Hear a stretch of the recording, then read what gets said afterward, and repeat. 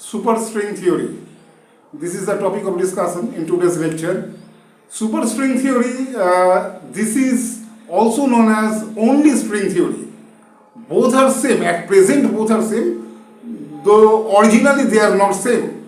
First, the name was given to this theory as string theory, later it was renamed as superstring theory after the incorporation of supersymmetry. Yes, supersymmetry, this is studied in physics, especially theoretical physics, supersymmetry, where the condition supersymmetry is used. Okay, I am going to discuss all that thing also here in this video lecture. Anyway, so what is string theory? What is the need to discuss such a theory, or what was the need for the mathematical formulation of this theory? Means string theory or superstring theory. You know that there is GTR, that is general theory of relativity, formulated by Einstein. There you would find field equations. Okay, and there is also one theory known as quantum theory or quantum mechanics or quantum physics. Okay, so to reconcile the general theory of relativity and quantum mechanics, one new theory was required, and that theory is known as string theory, but at present it is known as superstring theory. The same theory has renamed as superstring theory after the incorporation of the theory of supersymmetry. You know, bosonic particles are there, again fermionic particles are there. Bosonic particles means those are known as bosons. They are force carrying particles, and fermions, they are mass carrying particles. Okay, fermions means electrons. Okay, quarks, these are fermions. Bosons such as gluons, those are known as bosons. Anyway, so if you study the theory of supersymmetry, then there you would find a concept of superpartner. Means according to theory of supersymmetry, for any known particle there is a superpartner. Though the concept of superpartner is there theoretically, but practically it is yet to be discovered. Superpartner. So according to the theory of supersymmetry, for every known particle there is a superpartner. Okay. Anyway, so such as superpartner of a quark is known as squark. Just before quark you put one S, it becomes squark. Okay. For electron, selectron is there. Just S plus electron, that is selectron. That way the particles are renamed, means known, named. Names are given that way. Okay.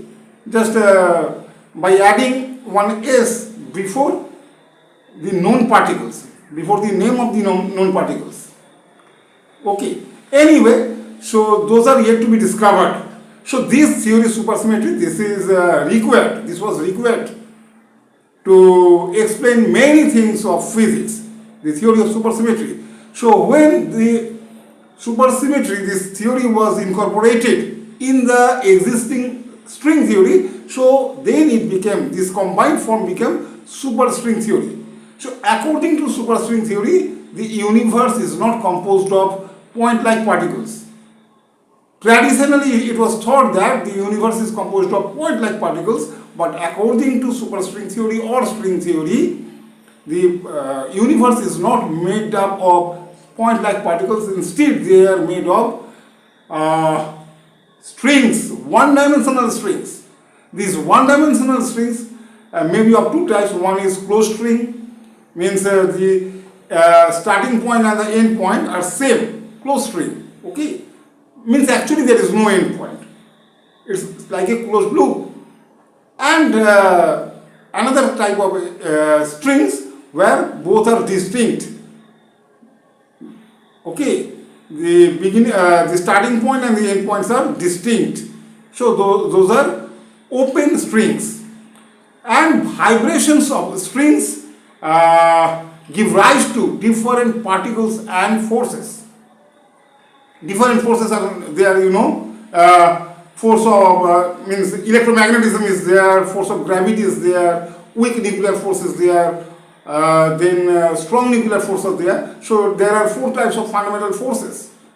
So in this superstring theory, all the forces are combined together. Again, the theory of supersymmetry, it is also incorporated in the same theory. And using this theory, the problem of reconciling quantum mechanics and general theory of relativity has become possible. And by using that theory, we can explain quantum gravity. Okay, but all these things still are theoretical, because the length of the strings involved in the study of superstring theory are very small as the length of, I am talking about Planck length, which is equal to 10 to the power minus 35 meter. So length of the strings are of the order of Planck's length, which is very small. And our current experimental setup, our current experimental facility does not permit us to go for empirical verification of such theories. Means at present, this is beyond our scope, beyond our experiment, beyond the scope of our experimental facilities. Okay. So still all these things means the theories of superstring, these are still theoretical. Though theoretically satisfactory results are coming. Okay, physicists can use physicists can use superstring theory to explain many things of fundamental nature. The reality of the universe can be well explained by the use by the theory of superstring. Okay, and one more thing, there are 5 types of string theories. All are having their own limitations. 5 types on the screen you can see all the names of the string theories. 5 types of string theories are there, and to combine all these 5 types of string theories, one theory is designed or invented by the physicists. That theory is known as M theory. M stands for either membrane or mother or anything else. That is still not clearly understood or known by anyone. Anyway, the name is given M theory. M theory is 11 dimensional, and I was talking about string theory or superstring theory, that is 10 dimensional. Out of 10 dimensions, there is one time dimension and others are spatial dimensions. You know 4-dimensional space-time, where 3 dimensions are spatial and 1-dimensional is time dimension or temporal dimension.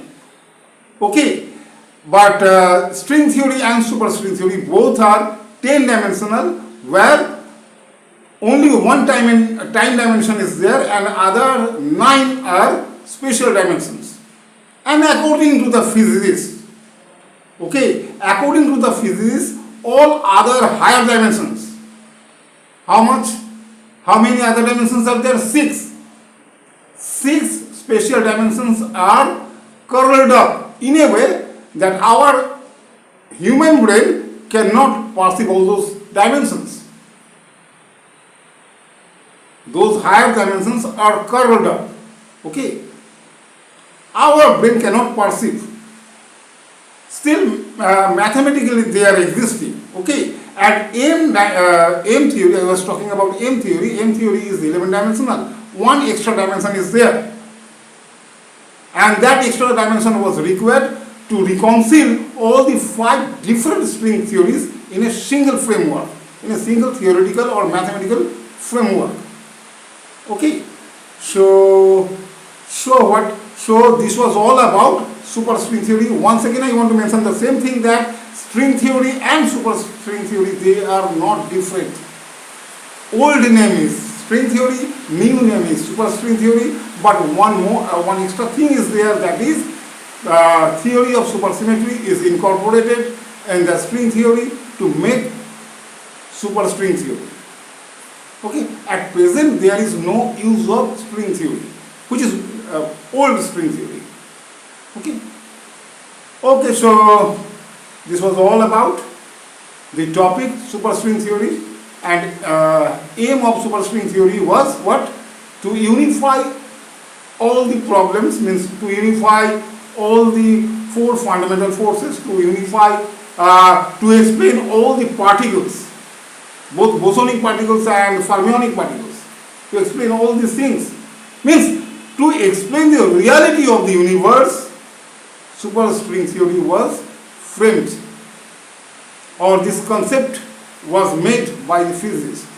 Aim was to define the universe, or to analyze the universe, or to know the reality of the universe. Anyway, there is still no experimental verification of this theory. Anyway, so this is the end of this video. Thank you for watching this video.